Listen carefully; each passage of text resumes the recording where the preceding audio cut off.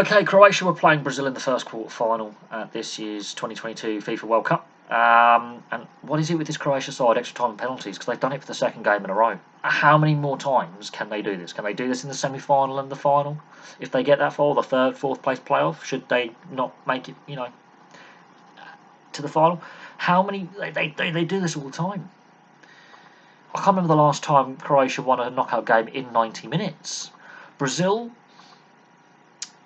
I don't know what was. Brazil looked a bit flat at times in this game, and there was no goals in 90 minutes, so it goes to extra time. Now, for once, the goals come all in extra time, which is rarer than it used to be. There was a period where a lot of goals got scored in extra time in the 70s especially, and going into the 80s. And as the 90s came along, goal scoring extra time dropped, where both sides will suddenly become very negative. And what we've seen recently is a slight rise in that trend of a bit more positivity in extra time. So we are seeing goals going in, which is refreshing. And teams trying to avoid the lottery of penalties. But Croatia, they pulled it out the bag in extra time to keep in the tournament, and then they held their nerve in the shootout, whereas Brazil didn't. And Marquinios is probably going to get a lot of crap online, which I think is unfair. Because that was a team failure, not just one individual player. That is a team failure. That's a coaching failure by not having Neymar as one of the early penalty kick takers. So you're on a positive front foot. Croatia, all 4 penalties scored. Whereas Brazil, 1 saved, 1 missed. And not having Neymar as one of your first 2 or 3 penalty takers, I don't understand that. Taking Richarlison off, he was looking like he was carrying an injury. He had a strapped left thigh, which I noticed in the second half of normal time. Martinelli, I think he could have brought something to the table. Obviously, Gabriel Jesus maybe not scoring the goals, but he's still a threat with the ball at feet and with his movement, creating space for other players. And it took a Neymar piece of individual brilliance on 105 minutes. Let's sink in the first half of extra time to unlock a stubborn, committed Croatian defence. And it's a brilliant goal. It's one of the goals of the tournament in a losing cause from Neymar. The Petkovic goal is last chance saloon time from Croatia, and they were out on their feet. And Petkovic, it's the ball in as well. It's Modric's vision to quickly do it and make the play. Brazil again turning over the ball, not being as fluid in possession as they were again. But South Korea was so passive that that's a false narrative. Much like with Spain, with Costa Rica scoring 7, false narrative. When it comes down to a structured, organised, hard-working, very very fit team, very well drilled, who have a threat on the counter attack, they may not score the most goals. I think they are missing that centre forward who can score a goal a game. Like a Mandzukic, but they've still got Perisic, and he had a brilliant goal in the last game. And Petkovic, he's stepped up to the plate, and he is the hero to take it to penalties. And then there's a slight deflection on the shot, but look, even if there wasn't a deflection, it's still on target. It's still testing Alisson. The penalty shootout. I've noticed this, and it may be just a coincidence, but the team that has their fans behind the goal where the penalties have been taken have lost the shootouts.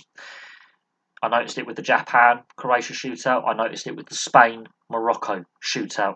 And I've noticed it with the Brazil shootout tonight. In at least 3 penalty shootouts, the team with their fans behind the goal loses the shootout.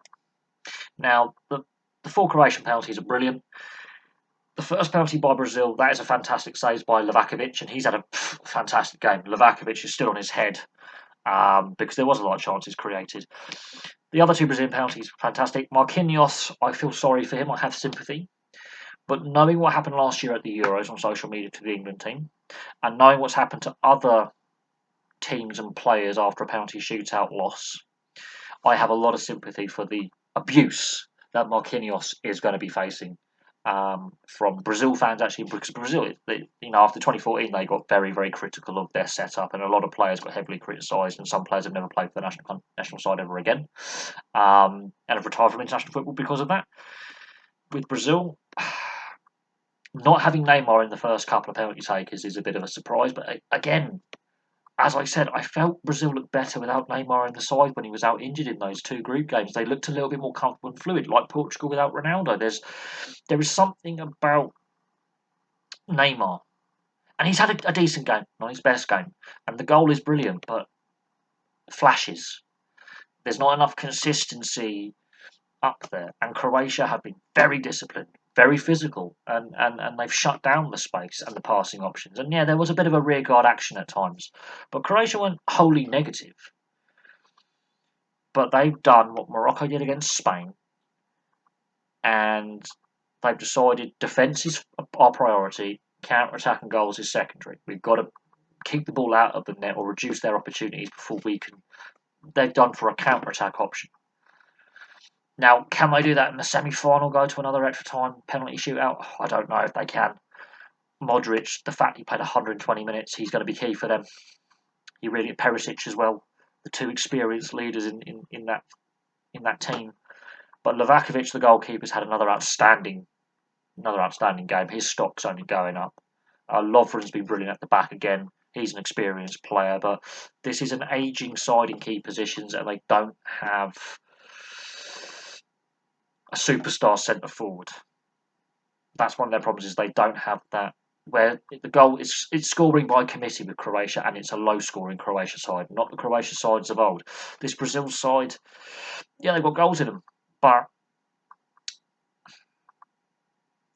I've always felt this Brazil side looked a little bit more comfortable and relaxed without Neymar in it. It just looked a little bit more balanced.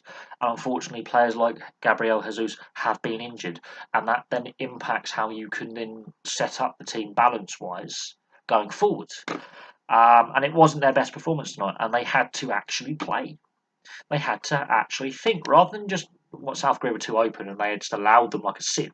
They actually had to figure out how to break down an organised, committed team.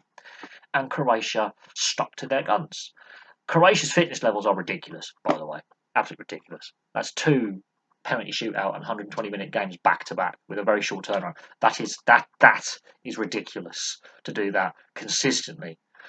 And with the group stage gaps as well, with not a lot of time off between group stage gaps, that is some commitment there.